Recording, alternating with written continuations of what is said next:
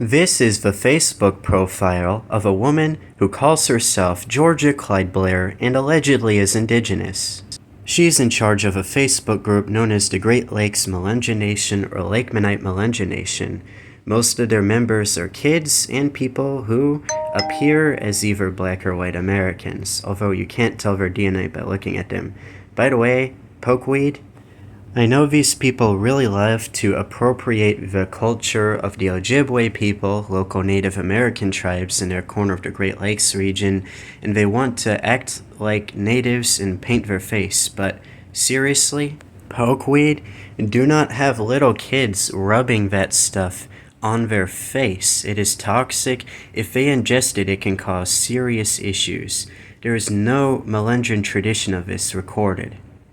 Like other pretendians, they can use the Little Corn Blossom story about the woman who was not part of the Cherokee tribe and wasn't a princess. And thank goodness that their little cultural appropriation events involving rubbing toxic plants on kids' faces got cancelled at least once by the will of God and nature. Thankfully, after I started complaining, they took down their post appropriating the legend of Grandmother Spider from the Ojibwe people. This group claims to be descendants from some of the Melungeons that moved to big cities in the Rust Belt like Detroit. I have not been able to confirm or verify or disprove these claims that these people are Melungeon descendants. I'm not claiming they ain't real Melungeons, but these people, as far as I'm aware, aren't indigenous and enrolled in any tribe. So it's ironic, you know. Over the past week, I have been dealing with people harassing me and sending me death threats because this group, which is pretty controversial and full of cultural appropriation, has done the every accusation is a confession trick by trying to pin the blame by accusing other communities of doing what they do. Cultural appropriation. The Qarsherskiyan community has never claimed to be Melungeon, Métis, or Lumbee. We are a mixed-race community, and it is just basically any of the families that could be considered as triracial isolate and meet the definition with roots in colonial times and being of multi-generationally mixed-race ancestry.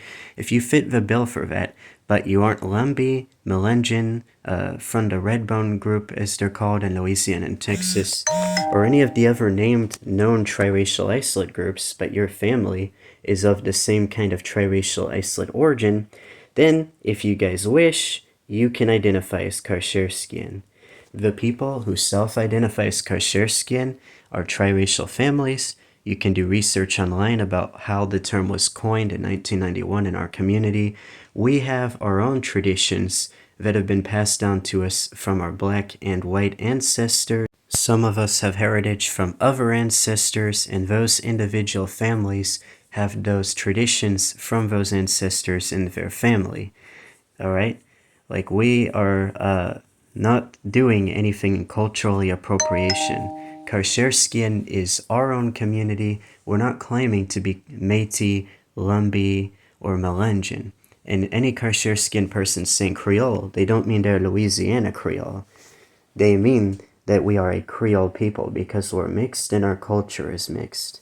This is a cultural revitalization movement for certain mixed families to be proud of and embrace their mixed heritage. People are claiming that I made up the term Qarsherskiyan. I didn't. I wasn't alive in 1991 when it was coined, and they're claiming I made it up in 2024.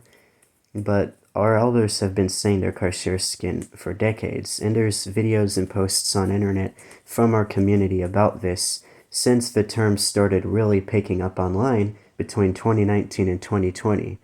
So this is not a new term that I just made a year or two ago. I'm not even the one who made it. And these people are slandering me and our community. It's very upsetting. These people are claiming they talked to my adopted parents, Val and Sherman. Okay? But here's the thing.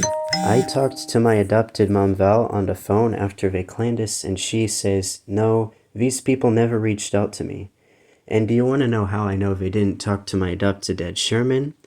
Well, he passed away on August 20th, 2016. So these people keep slandering us, spreading misinformation. Me and some of the other prominent influencers on social media carrying the advancement of using the term Qarsherskiyan as a self-identifier to refer to our community and distinguish us from other communities. And people are coming and harassing us, accusing us of claiming to be other things. We're not claiming to be other things. That's the whole point of the term Qarsherskiyan. So Georgia Clyde Blair and her Lakemanite Melungeon group, we don't claim to be them. We're not them. I don't know what she's talking about.